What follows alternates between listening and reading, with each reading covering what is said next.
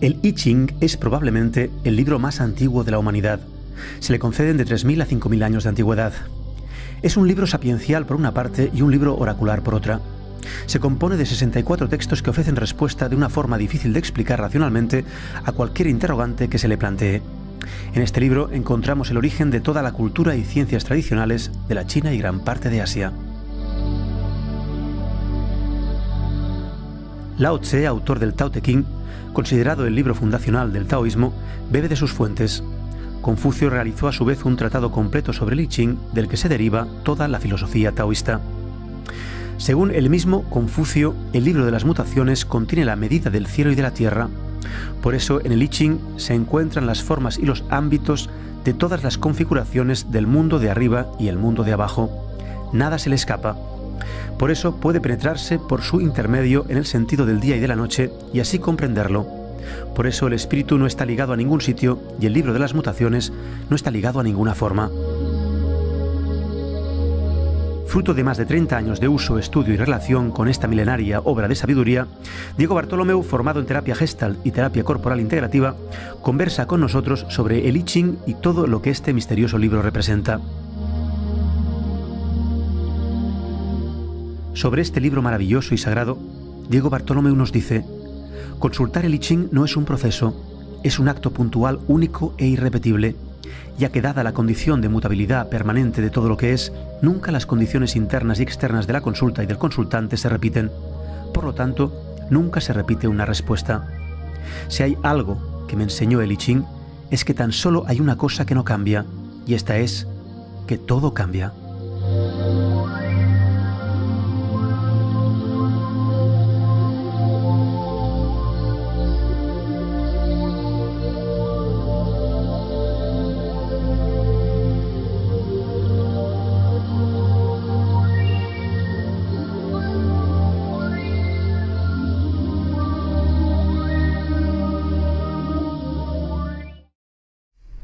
Hola, soy Víctor Brosa y estamos aquí con Diego Bartolomeu. Hola, mucho gusto. Hola, Víctor. Un placer para hablar del I Ching. Bueno, Diego es terapeuta Gestalt y además también se ha formado en terapia corporal integrativa. Por tanto, dará una visión del I Ching quizá un poquito más holística, si es que se puede decir así, porque el I Ching ya es muy holístico en sí mismo. Pero bueno, quizá la mirada terapéutica puede ser muy interesante en lo que es un programa dedicado al I Ching desde esta propuesta, digamos, de unificar y de reconocer lo que está roto muchas veces en nosotros, en el mundo, en la vida, ¿no? en nuestra percepción de la realidad. Diego, un placer. Gracias. Que me des esta posibilidad después de 40 años en contacto con el I Ching. Sí. ¿Qué es el I Ching? ¿Se puede definir? Para que la gente que no sepa mucho de eso sepa de qué va. Sí, el I Ching yo creo que tiene más de una definición. La definición más, digamos, académica sería que es un libro de sabiduría, cuyo origen se pierde en el tiempo, se desconoce el origen exacto. Algunos le otorgan del orden de 3.000 años de antigüedad. Y es un libro que surge en la antigua China, en la época, en los orígenes mitológicos de la China. De hecho, la China tiene en su historia un origen mitológico con un emperador que llamaba Fuxi, que es uno de los 5 emperadores celestiales de la China. Y no nace como un libro, nace como una serie de símbolos que Fuxi los ve en el caparazón de una tortuga saliendo de un río. Luego, es decir, incluso se dice que el I Ching es anterior a la escritura como tal, por lo tanto no nace como libro, sino nace como ideogramas, que es la base de la escritura china. ¿Y cuál es la particularidad de este libro? Que es un libro que comprende y describe los ciclos naturales, yo diría que del universo. Porque en esa visión holística que tú decías, también podemos entender desde lo holístico que el universo es un poco como un holograma, ¿no? Es decir, que es o como un fractal que una parte contiene el todo y el todo contiene todas las partes. Entonces, el I Ching es un fragmento del universo que lo contiene en su totalidad. Y bueno, es un portal también, ¿no? Es un portal a la comprensión de no solo de los ciclos. La vida no es cíclica en el sentido de que siempre retorna al origen, sino que es un poco como una espiral. Los ciclos siempre avanzan, nunca volvemos al punto de partida. Siempre regresamos a un nuevo punto que es el inicio de un nuevo ciclo, pero no es el punto de partida. Y el I Ching nos enseña todo esto, nos da esta visión, contiene esta visión, y en este sentido cíclico del universo hay algo que es intrínseco al universo, que es el equilibrio y la armonía. Y el I Ching nos pone en contacto con ese equilibrio y esa armonía. Y ahí es donde nos unifica, o sea, nos devuelve a esa... tú decías al principio que estamos separados, partidos. El I Ching no, el I Ching está es muy consistente, digamos, ¿no? Y una experiencia de interacción con el I Ching es una experiencia de perfilar, sentir, entrever, incorporar ese equilibrio, esa armonía. Es decir, sería una especie como de... Bueno, sin el cómo, quizás sería entre comillas, si salvando las distancias, un manual para volver a casa. O sea, totalmente. A la unidad o a la comprensión del funcionamiento de la vida. Sí. Si en una consulta, después de una consulta de I Ching, esto vamos después de centenares y centenares de consultas para mí y para otros, hay como una sensación de recuperación de armonía interna. Nuestra armonía interna no es diferente a la armonía del universo, porque formamos parte del universo. En realidad nos desarmonizamos nosotros. Cuando nos desconectamos de ese universo, ahí es donde nos separamos. Entonces, volver a entrar de alguna manera en ese flujo del universo es recuperar esa armonía de la cual venimos y a la cual pertenecemos. Lo único que hacemos es desconectarnos en este plano, en esta vida, como queramos llamarlo, ¿no? Por tanto, y me interesa mucho resaltar esto, más que un libro de adivinación, quiero decir en el sentido que mucha gente en Occidente cree o le da al I Ching por no conocerlo, es un libro de consulta. Es verdad que está en Occidente por mucha gente considerado como un libro oracular, en el sentido de que es un oráculo al cual yo puedo consultar. Un oráculo nunca adivina, lo que hace es darnos respuestas, no desde la adivinación, sino desde, justamente es como, para poner un ejemplo muy sencillo, si yo entiendo que después de cada día viene la noche, si alguien que tiene una visión muy limitada de ese flujo temporal, no sé, se me ocurre ahora como ejemplo así un poco simplón, se dice que una mosca vive 24 horas. Una mosca no va a conocer más que un solo ciclo. Una mosca podría preguntarle al I Ching, ¿y después qué sucederá? Pues que vendrá otro día y vendrá otra noche. No es una adivinación, es simplemente la comprensión del flujo de los ciclos del universo. Entonces, si yo te doy una respuesta a partir de lo que tú me preguntas, ¿a dónde voy a llegar? No estoy adivinando, simplemente estoy comprendiendo cómo fluyen las cosas. Claro, en realidad entonces el I Ching crea reflexión interna porque ante una pregunta plantea una nueva pregunta o un ver más allá de la pregunta. Para mí la consulta al I Ching lo que genera es una certidumbre, no una nueva pregunta. Lo que pasa es que nosotros no paramos de preguntarnos muchas veces, y ahí hay una cosa de que entraríamos en otros territorios más filosóficos del hacer, no hacer, etcétera, etcétera, pero ese afán o ese anhelo de querer saber, de querer preguntar, bueno, ahí hay un tema también que podremos comentar luego, pero que tiene más que ver, creo yo, con cosas de querer controlar los acontecimientos, de querer que las cosas sean como yo quiero. A lo mejor, una vez recibida la respuesta, es como dejársela sentir, dejar que haga su propio efecto. Yo prefiero más aceptar, más que seguir preguntando. Hablabas de los oráculos y ciertamente al parecer los oráculos nunca daban la respuesta, sino que creaban esa apertura. Claro, ¿sí? Una apertura de conciencia. Claro, por tanto hay un juego que quizá en Occidente se confunde mucho con otras cosas que tiene que ver con dar el espacio para que el hemisferio derecho pueda introducir la información que normalmente no permitimos que entre. Claro. Por eso parece que pasa algo, ¿no? Sí. ¿Cómo originariamente, siempre se ha usado el I Ching de esta forma, como se usa habitualmente, o ha habido una evolución que se conozca? Es decir... No, siempre, es decir, desde la antigüedad, desde la lejana antigüedad, los emperadores recurrían a los brujos, a los sabios, para consultar el futuro. Es decir, que ellos ya querían adivinar y controlar los acontecimientos de sus reinos. Y en el lenguaje arcaico del I Ching se utiliza mucho el lenguaje de cómo el gran hombre, es decir, hay todo un lenguaje que tiene que ver con los que eran en su origen, los usuarios de esto, que eran la realeza, los emperadores chinos. No era un libro del pueblo, era un libro que surge de las élites chinas en realidad, ¿no? Claro, por tanto, sí puedes adivinar un hipotético futuro viendo que te diriges hacia un espacio, ¿no?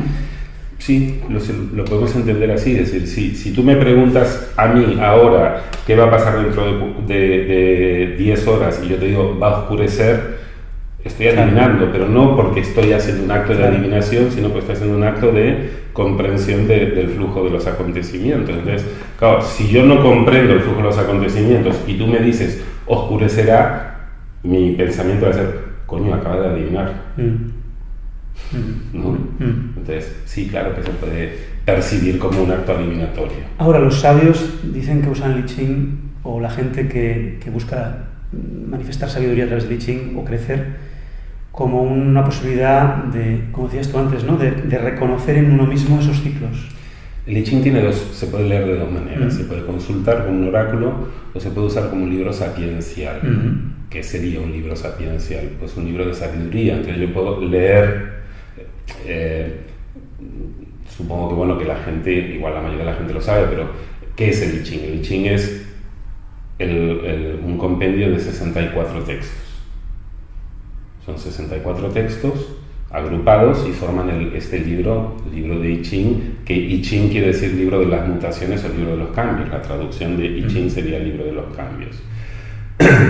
Estos 64 textos hablan de estados, desde lo micro hasta lo macro todos son estados, ¿no? Entonces, por eso digo que podemos entenderlo un poco como un holograma del universo, es decir, en un texto micro, si yo amplío eso hacia lo macro, en realidad estoy teniendo un estado en distintos niveles, en distintos estratos de amplitud de la realidad que me están reflejando 64 momentos diferentes es como si dijéramos, no sé, vuelvo a poner el mismo ejemplo, es como que si el libro describiera 24 horas de un día. Te sirve para hablar del día, te sirve para hablar de la semana, te sirve para hablar del año, porque esto se va a ir repitiendo. Entonces es como que si yo hablo de una hora, estoy hablando del universo entero. Por tanto, básicamente, si yo lograra una comunión perfecta con el I Ching, comprendería qué sucede en mí todo el tiempo. Sí. O podría por lo menos abrazar la vida desde ahí. Sí. Otra cosa es llevarlo a la práctica, claro. Sí, ojo, porque yo me puedo aprender el diccionario de memoria, eso no significa que sepa hablar el idioma, ¿no? Es decir, o sea, comprenderlo y saberlo aplicar, que debe ser la parte... Si tú te aprendes de memoria el I Ching, no te cambia nada. Claro. Es decir, simplemente eres un buen repetidor de cosas. Pero si comprendiéramos la esencia, sí. Sí, por ahí voy más, por ahí sí, por ahí sería esa el camino, ¿no? El camino sería el de la palabra que a mí más me gusta para estas cosas es el de la incorporación, es decir, introducir en el propio cuerpo esa comprensión. No pasa tanto por algo intelectual, por algo de algo lógico, analítico, sino por sentir ese flujo. Es como no, a ver, claro,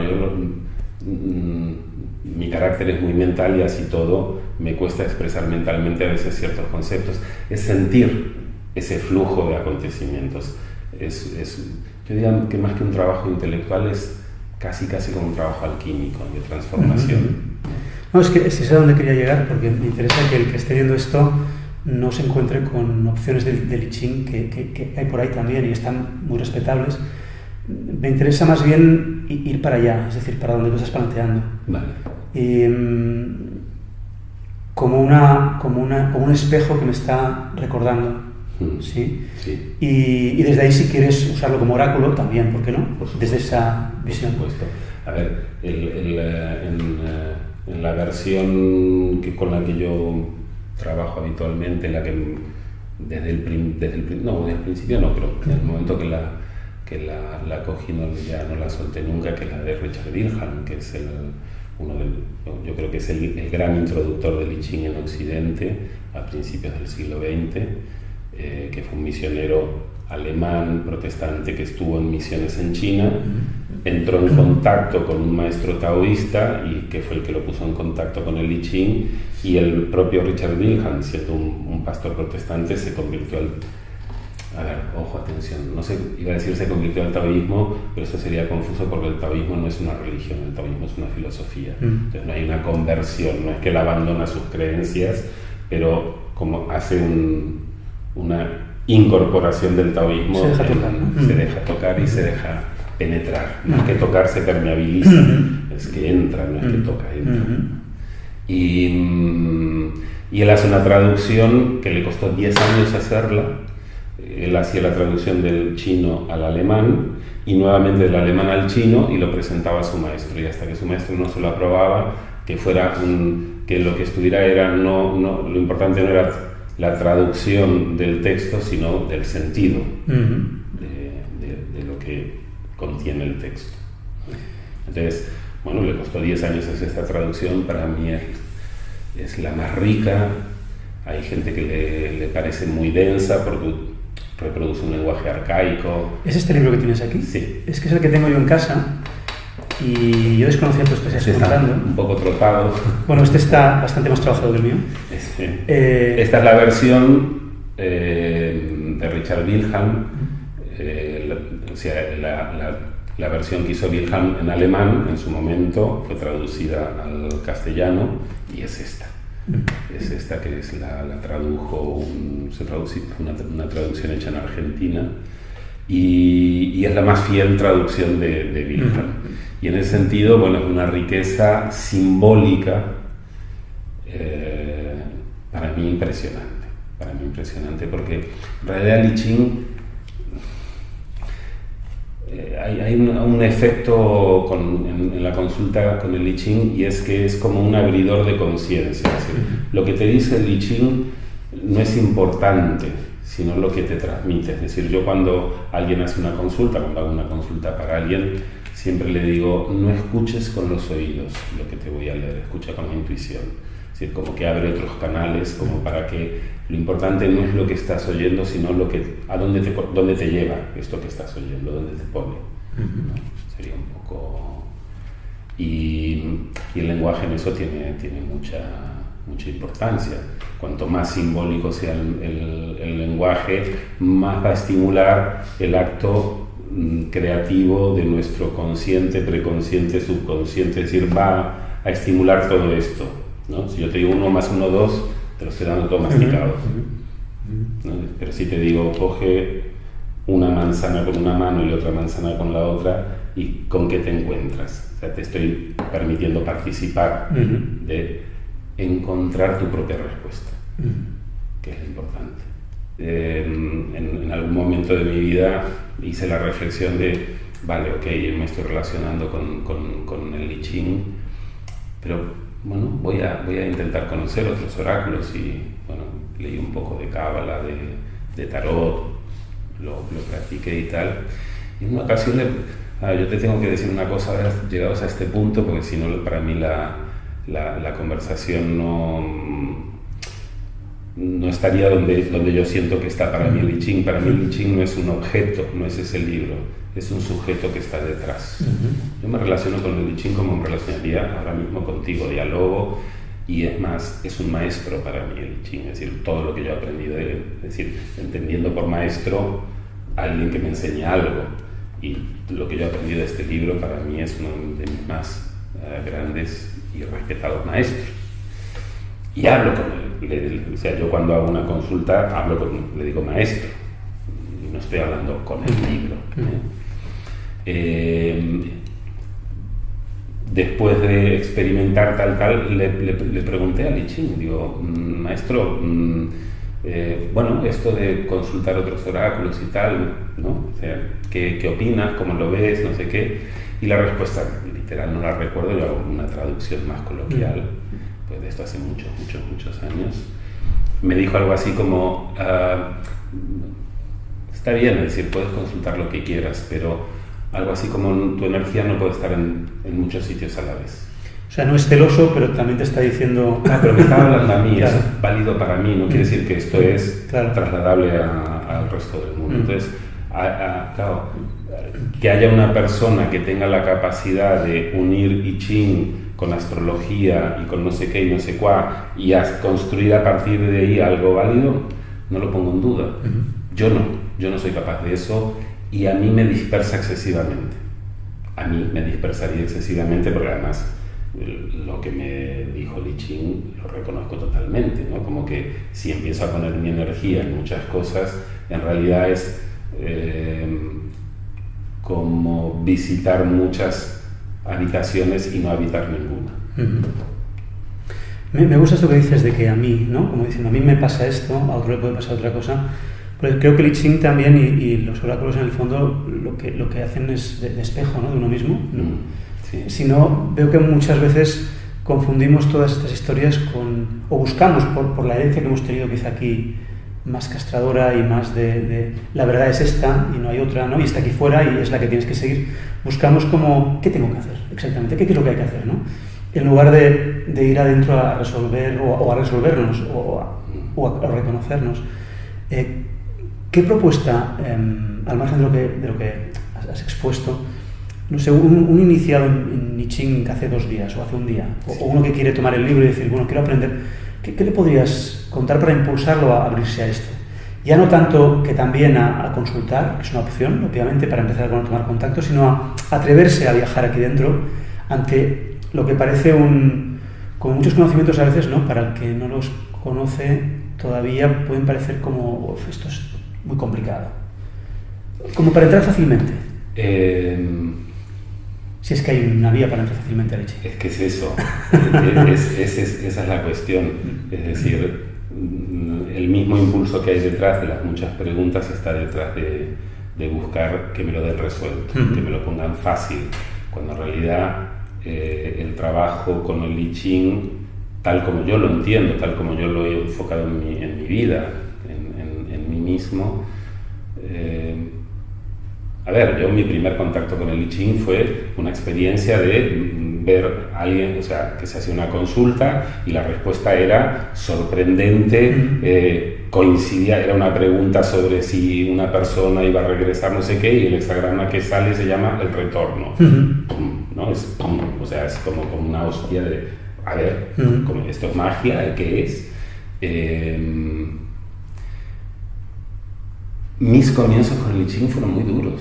A mí no me fue fácil. Yo hacía consultas y es que no me enteraba de nada. Pero había un impulso en mí de seguir. Entonces, claro, ¿qué es fácil? ¿Qué sería lo fácil? Lo fácil es, para mí, es más un deseo egoico. Lo importante no es si quiero algo fácil, lo importante es, para mí, siempre hablo desde mí, que yo quería algo verdadero. Y en ese querer algo verdadero, a mí eso me impulsaba. Y el no entender, a mí todavía me sucede de que a veces hago una consulta y leo la respuesta y digo, a ver, ¿qué me está queriendo decir? Porque, claro, entender la respuesta a veces pasa por atravesar nuestros propios filtros de ego, de deseo, de apego, de etcétera, etcétera. Entonces, cuando te ponen un espejo que refleja tu verdad, hay que estar a veces preparado para poder ver esa verdad. O no solo preparado, sino hay que estar dispuesto a querer recibir esa verdad. No siempre es fácil. A mí hay veces todavía, a día de hoy, que si la respuesta no la acabo de comprender intelectualmente, yo como digo, maestro, lo dejo para la almohada. No me peleo, no pretendo que me dé un resultado fácil, inmediato. Pero la información ya está. Lo que yo necesitaba oír ya lo he oído, ya eso irá haciendo su propio proceso. Entonces, para alguien que quiera comenzar, yo la pregunta que le formularía más que si lo quiere fácil es si quiere entrar en contacto con la verdad. El I Ching no es un libro de entretenimiento, de ocio. Si busco entretenerme, puedo hacer consultas, como quien va a hacer una consulta de tarot y va a una cosa más superficial. Yo puedo establecer un contacto superficial con las cosas, por supuesto, y no me parece ni incorrecto ni indigno. Quitemos juicio a las cosas, ¿no? Es decir, que alguien quiere entretenerse, pues hay hasta cartas de juego de I Ching. Bueno, está bien, quédate en ese nivel de si eso es lo que necesitas, eso es lo que quieres, tampoco tienes por qué meterte más allá, ¿no? Pero si alguien siente ese impulso de querer profundizar en ciertas cosas, lo fácil empiezas a desaparecer.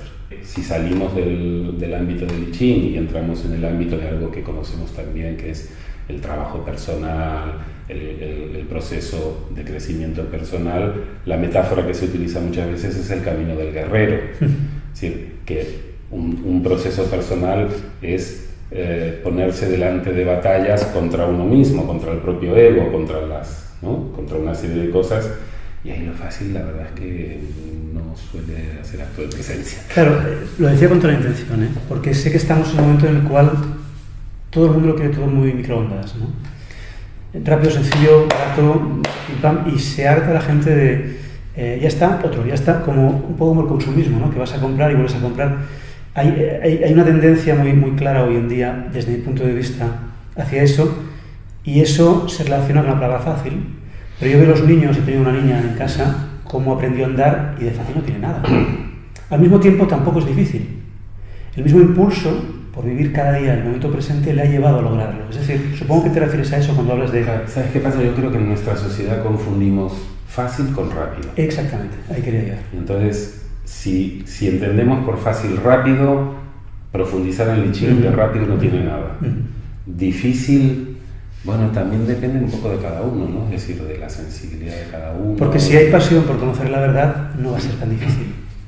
Quiero decir, visto desde lejos puede ser que sí, pero en realidad no. No, es tiempo. Claro. Difícil nada, es tiempo. Es el tiempo de conocer, de comprender, de aprender, de captar, de ver, de ir atravesando ciertas capas de dificultad interna, no del libro.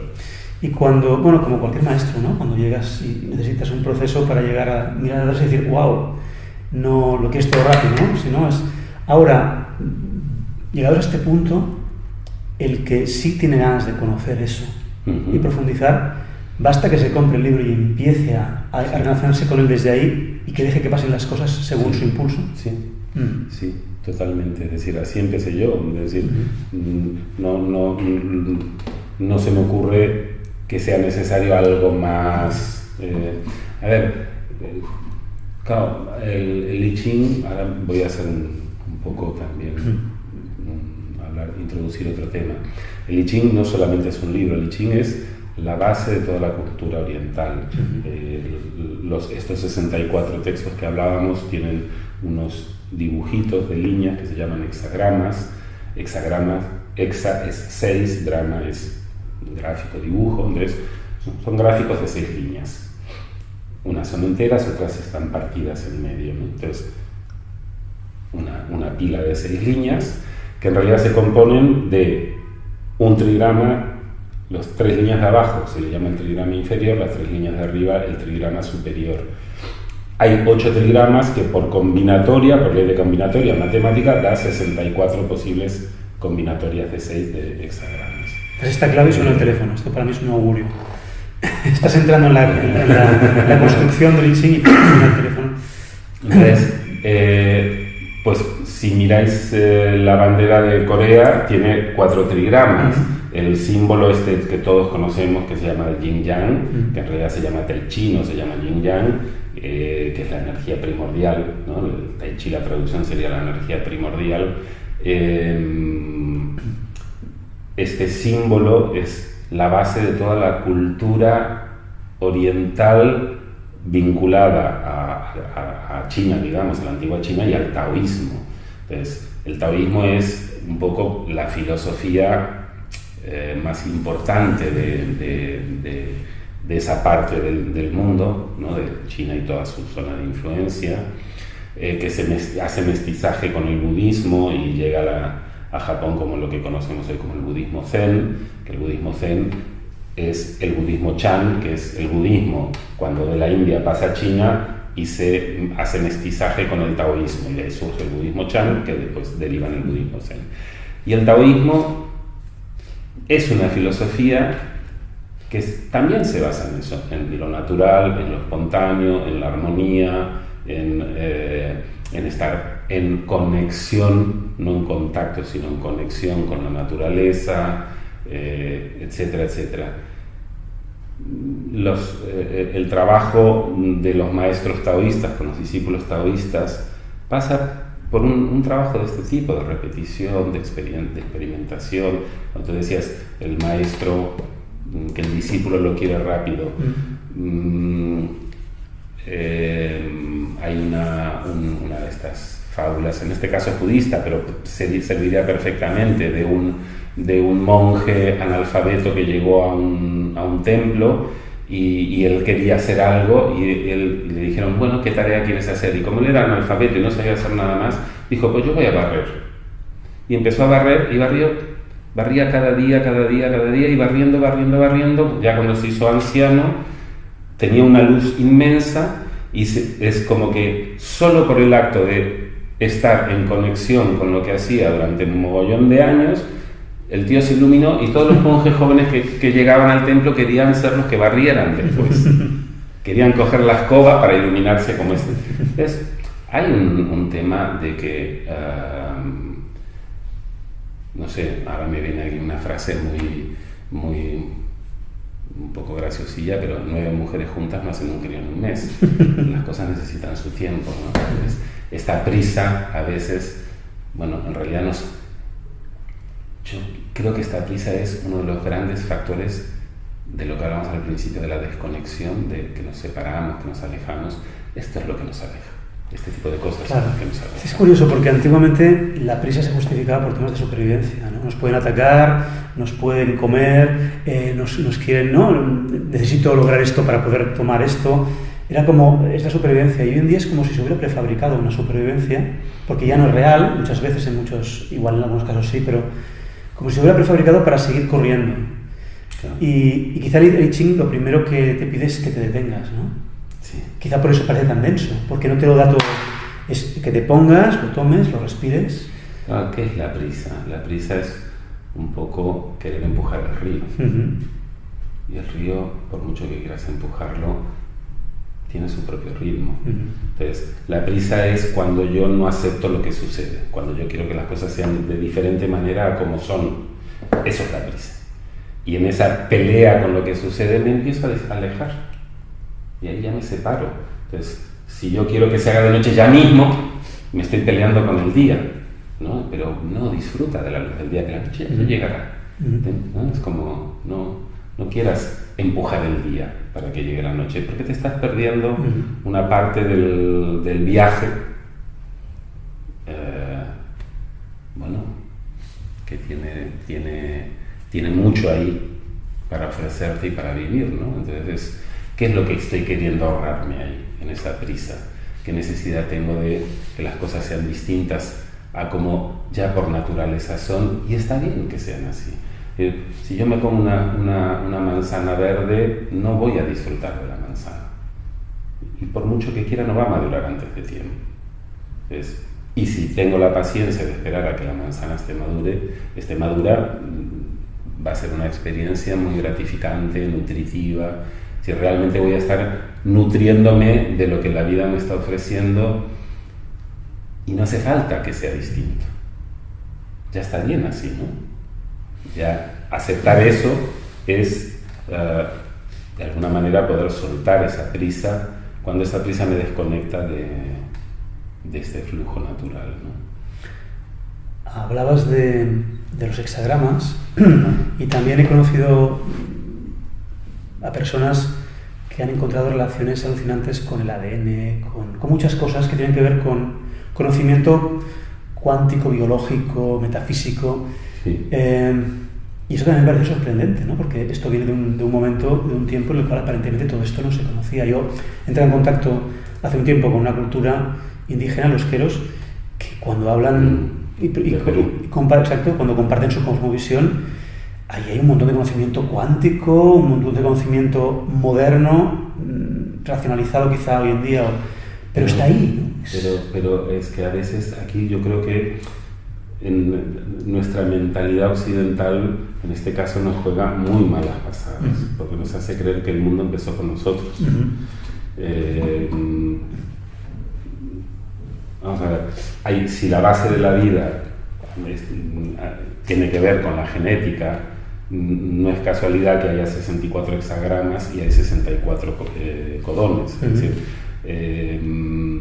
la genética, o sea, el universo tiene una base matemática, y la proporción áurea, la geometría sagrada, todos son formas de entender los misterios de la naturaleza, misterios en tanto que los desconocemos, en el momento que los conocemos dejan de ser misterios. La genética está en la base de la vida desde hace millones de años, desde que la vida aparece sobre el planeta Tierra, ya está la genética ahí. Entonces, que unos señores en la antigua China, que no sabemos quiénes eran, se habla de estos, los chinos hablan de los sabios celestiales. Los sabios celestiales son los sabios más antiguos de la China, que nadie sabe quiénes eran. Bueno, luego vienen las teorías de si eran extraterrestres, bla, bla, bla, y ahí encontramos todo un folclore que también nos podemos entretener mucho rato, pero bueno, a mí no me llama tanto eso, ¿no? Pero el padre mitológico de China es el emperador Fuxi, que tenía una hermana, masculino-femenino, y la iconografía sobre el emperador y la hermana es de cintura para arriba, ellos están mirando, y de cintura para abajo son como serpientes, no es una serpiente, pero la figura de la serpiente, que se enlazan en un sentido que además esto, bueno, si se investiga en genética se ve, el sentido de la hélice es dextrogiro, de derecha a izquierda, que es el sentido de la hélice del ADN. Entonces, la iconografía de el padre de la vida y el padre de la civilización, los chinos dicen que Fuxi fue quien les enseñó que antes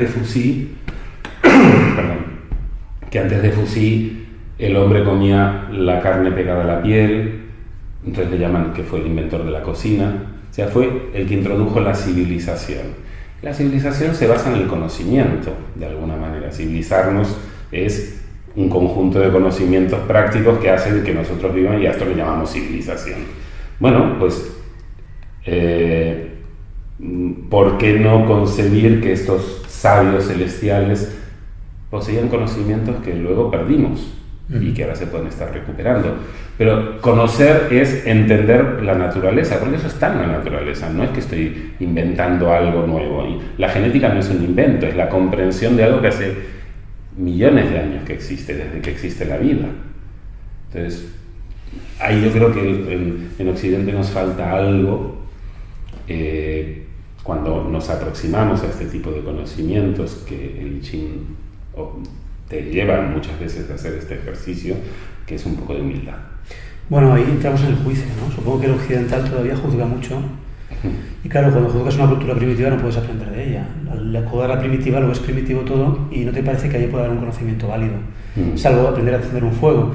Claro, cuando ves que esas culturas manejan un tipo de conocimiento, de unión de hemisferios, de ritual, de acceso a información nos parece folclore porque no le damos el valor. Y yo creo que el I Ching, aunque está mucho más valorado, no deja de estar infravalorado por esas mentes. Bueno, cuidado, que hay mentes muy, muy potentes en Occidente que han valorado el I Ching. Mira, la forma en que se construyen los 64 hexagramas,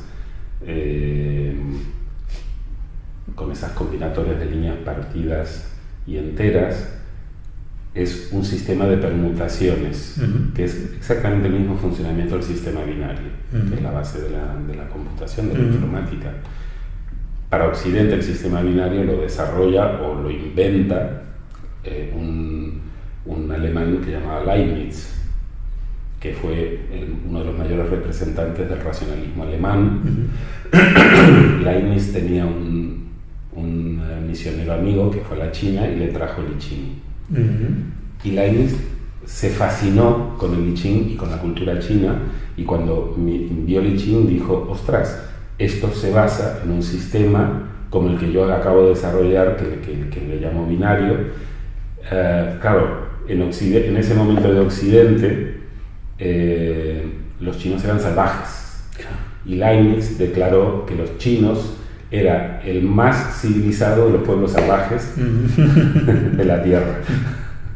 O sea que hay una visión muy soberbia, ¿no?, en esto, ¿no? Esos son los salvajes y nosotros somos los civilizados. Pero ellos ya sabían lo que yo acabo de descubrir. Lo que yo acabo de descubrir hace miles de años que lo están utilizando de forma práctica, además, ¿no? Claro, y quizá también la historia está ahí. La practicidad nuestra igual no es la misma que la suya. Igual nuestra practicidad es que se pueda construir una máquina para lograr no sé qué cosa y ahorrarnos tiempo, y la suya igual es aprender a armonizarse con la naturaleza y con la vida, ¿no? Sí.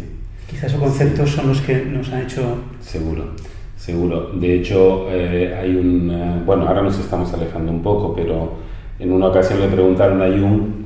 Jung fue un gran amigo de Richard Wilhelm, que hizo esta traducción, y Jung fue bueno, ya sabemos todos quién fue Carl Jung, ¿no?, discípulo de Freud, etcétera, etcétera. Le preguntaron, y esto está por escrito, le preguntaron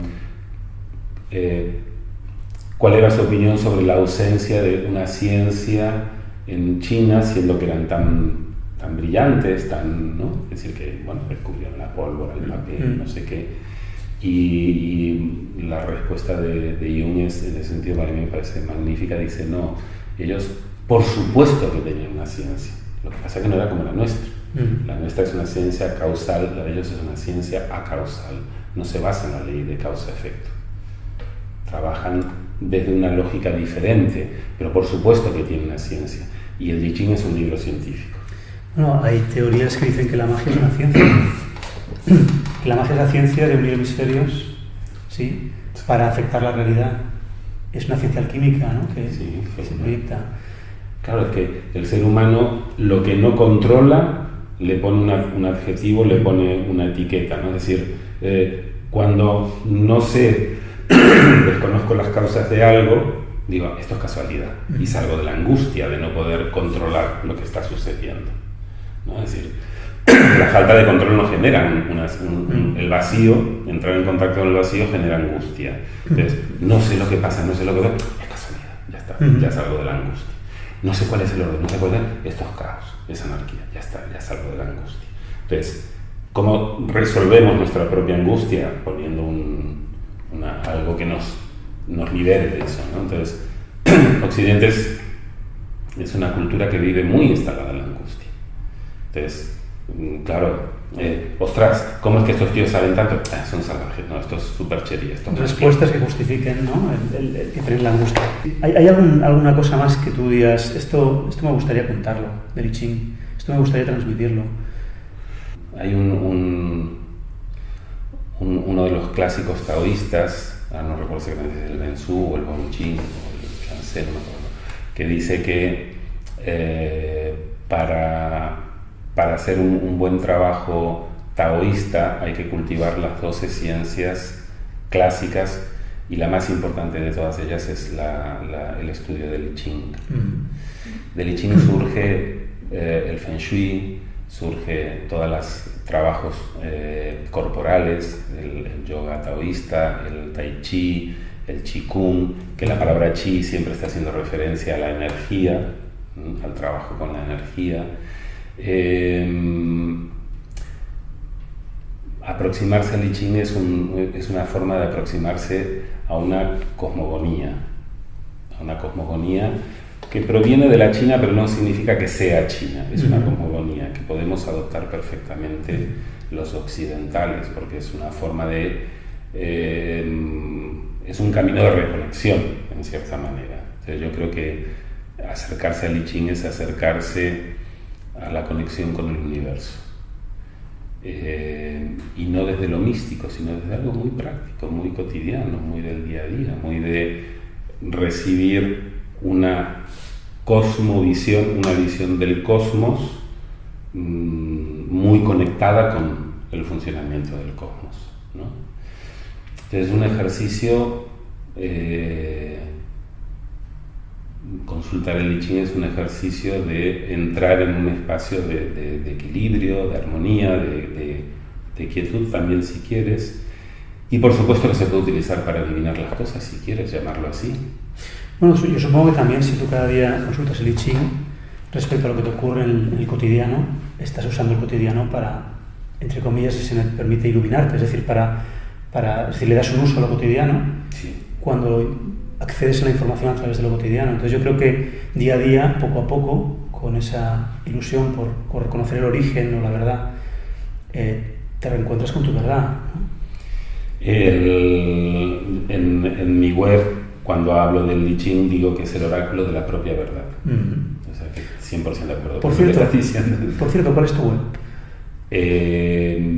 A ver, yo tengo una web que es lo de las 3 W, se llama todo junto, esenciayverdad.wordpress.com.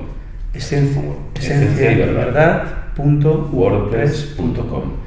Yo, por si alguien te quiere localizar también, tú creo que además de aplicar en terapia otras cosas, ¿no? o mezclar, no sé exactamente, todo el tema gestáltico, todo el tema corporal, supongo que también haces consultas de Qing desde ese referente que tú has explicado ahora. Sí. Y das, supongo, charlas, cursos o cosas.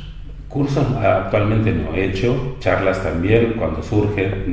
No es algo que yo busque. Pero bueno, se te puede proponer. Sí, por supuesto. Estás abierto. Sí, hay mucha gente que me ha llamado para dar charlas sobre el I Ching en distintos foros o en distintos círculos, y encantado, agradecido, ¿no? Para mí es... no hay una cosa ni de apostolado, ni de evangelización, ni nada. Simplemente que para mí el I Ching en mi vida es muy importante, y desde ahí me sale compartir todo esto que yo he recibido, ¿no? De alguna manera, que es lo mismo que ser terapeuta, es compartir algo que hemos recibido y lo ponemos al servicio de los demás, ¿no? En ese sentido, y a mí me gustaría sí hacer una reflexión también, que para mí, en cuanto a que me pone en contacto con mi propia verdad, es un acto terapéutico. No hay nada más terapéutico que ponerse en contacto con la verdad. Con la verdad, por dura que sea, siempre es un acto de amor. Ponerse en contacto con la verdad.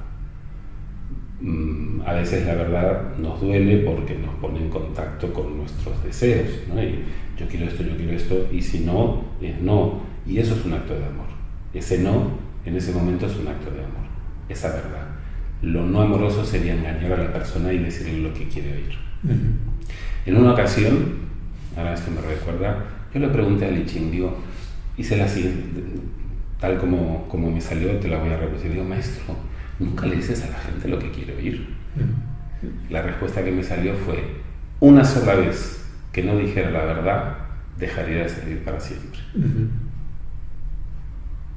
Entonces, desde ahí, es decir, los que trabajamos en el mundo de la terapia, de alguna manera estamos trabajando en aportar a la persona que viene a nosotros elementos para que amplíe y haga crecer su conciencia de sí. Y en ese sentido, así es como entiendo yo la terapia, es aportarle a la otra persona los recursos que yo he adquirido para que aumente su propio conocimiento sobre sí mismo. Eso es ampliar conciencia. Y sobre su verdad, claro.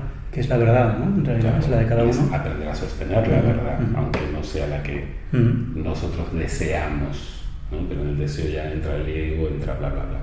Entonces, ese trabajo terapéutico de poner en contacto a la persona con la verdad, pues sí es lo que hace el I Ching, te pone en contacto con la verdad, y además con una verdad que es la forma más terapéutica de ofrecer la verdad, que es carente de juicio, sin juzgar.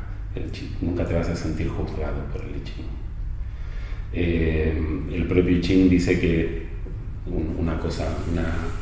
algo que sucede con relativa frecuencia es que una persona hace una consulta y la respuesta que obtiene no es la que quiere, vuelve a preguntar, no, pero esto.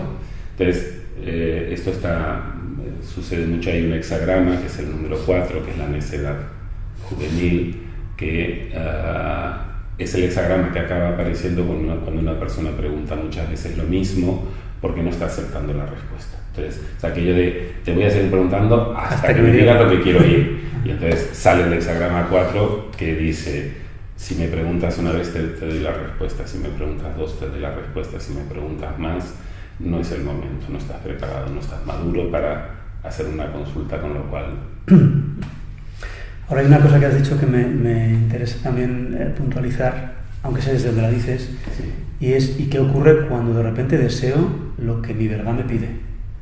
Es decir... Pues te lo confirmará. Claro. Entonces, digamos, para que no se entienda, ¿no? Que, lo contrario, es decir, Munay es uno de los códigos andinos. Ajá. Y la clave del Munay es unir poder con amor y con deseo. Es decir, sintonizar esas dos cosas. Y yo creo que cuando tú hablabas de lo que deseas, te referías... Con un deseo conectado. Exacto, creo que tú hablas de deseo egoico, ¿no? Sí, claro. Pero si yo puntualizo para que el que oiga diga, vale. Sí. O sea, no es un problema desear siempre y cuando lo que deseo me dirija hacia donde mi esencia me quiere dirigir. Sí. El deseo para no crear confusión, digo, porque como lo del ego queda tanta confusión. No, me parece buenísima la puntualización, buenísima, porque yo estoy hablando de... Claro, tú das por supuesto eso cuando lo dices, pero igual que nos escucha, dice, dijo esto, pues el deseo es malo. No, el deseo es buenísimo, no tiene nada de malo, no, juzgar el deseo sería, vamos, claro, tú hablabas del deseo egoico que se pone en medio de la manifestación esencial. Sí, por supuesto, sí, totalmente de acuerdo. Nada, puntualizar eso por si las moscas. No, es que cuando grabas algo es todo muy... y gracias, porque sí es muy importante esto que estás diciendo, por supuesto que sí. El deseo no es malo, para nada. Desear no es malo, ni malo ni bueno. Desear es simplemente un acto. Lo importante es desde dónde surge el deseo. Si surge de algo que es esencial, el resultado va a ser siempre nutritivo para mí, me va a hacer crecer. Si el deseo surge de un lado egoico, no esencial, lo que me va a dar es más ego, engorde de ego, y eso no nutre. Me meterá más en el loop, en el programa repetitivo que me va perdiendo de mí. El deseo per se no es ni malo ni bueno, es algo que está sucediendo. ¿Te queda algo por añadir de I Ching? Que tú digas, si no digo esto, me siento como que me faltó algo. Al margen de que te da para mucho tiempo el tema, pero quiero decir, ¿alguna cosa que tú digas esto? Yo creo que no, yo creo que ya he dicho mucho. Sí, ¿verdad? Yo creo que ya sí. No, porque el que quiera aprender, obviamente, pues también supongo que habrá gente que dará cursos. Tú mismo, igual si se te propusiera, lo podrías dar. Que es una forma de llegar más fácilmente quizá a lo que uno se atreve a hacer solo. Pero bueno, propuestas, lo que sea, ¿tenéis la web? ¿Lo podemos decir otra vez? Es www.esenciayverdad.wordpress.com. Y si alguien está interesado en un curso de I Ching, lo pincháis un poco, reunís a un grupo de gente y quién sabe, igual te animas, ¿no? Y con mi nombre también, perfil de Facebook, ahí está. Hoy día estamos muy conectados muy todos bien. En redes sociales, conectados hacia adentro menos, pero bueno. Sí, una sola cosa, añadiría una ultimísima, y es esta versión del I Ching no es la única, hay otras con un lenguaje mucho más simplificado, quizá puede ser una forma de entrar también más suave. En contacto. Yo empecé con un libro que era editado por La Liebre de Marzo, que era rojo, sí. Que es más sencillo, sí. Muy agradecido, pero es verdad que me compré este Y es verdad que es muy distinto el tema cuando lo abres. Creo que era la Sally Nichols, el de La Liebre de Marzo, Sí, la autora, que además te lo hace un poco en plan, si la pregunta sobre trabajo, si es sobre amor, si es sobre... Quiero recordar, puede ser, ahora no estoy seguro, hace muchos años de esto. Es decir, esa versión, por ejemplo, está muy bien, pues esto, ¿no? Para alguien que quiera empezar y que no se quiera encontrar con un lenguaje así como muy complejo. Sí, es decir, es un punto de entrada perfectamente válido. Si después te motiva a seguir profundizando, pues ya la propia experiencia ya te lleva a buscar algo más profundo, ¿no? Pero que no es la única puerta de entrada, ¿no? Este libro. Muy bien, Diego. Ha sido un placer conversar contigo, conocerte. Gracias, igualmente. Y en fin, y lo dicho, lo sabéis, si alguien quiere más, conecta con él a través de su web. Y en fin, ¿haces consultas online? No soy partidario de las consultas online. No las hago, no quiere decir que me niegue a hacerlas. Si se da una situación donde es la manera, pues claro. Sí podemos hacerlo. Bueno, es por dar opciones también, pero esto lo verá gente de todo el mundo y nunca se sabe. A ver, utilizo el Skype como cualquier creo que ciudadano moderno de Occidente. Nunca lo he usado con esta finalidad de momento, pero estaría abierto. Sí, claro, nunca se sabe. Muy bien, pues un placer, gracias. Ya sabéis un poquito más de Qing y sobre todo más de lo que normalmente encontraréis por ahí, así como rápidamente. Y sobre todo, pues la idea era que valoráis este conocimiento más allá de lo que popularmente se vende. Sí, supongo que esta idea ha quedado bastante bien plasmada aquí, por lo menos la intención, y ya está. Simplemente despedirte, Diego, pues, despediros a todos. Gracias a los que están escuchando por pasar este rato escuchándome, gracias. Y gracias a ti, Víctor, por invitarme, muchísimas gracias. Y gracias a... Perdón. Y un placer. Igualmente, gracias a Zenit Shiatsu que nos dejó este espacio para hacer esta entrevista. Y en fin, nos vemos en otro programa especial de Realidad Línea. Gracias.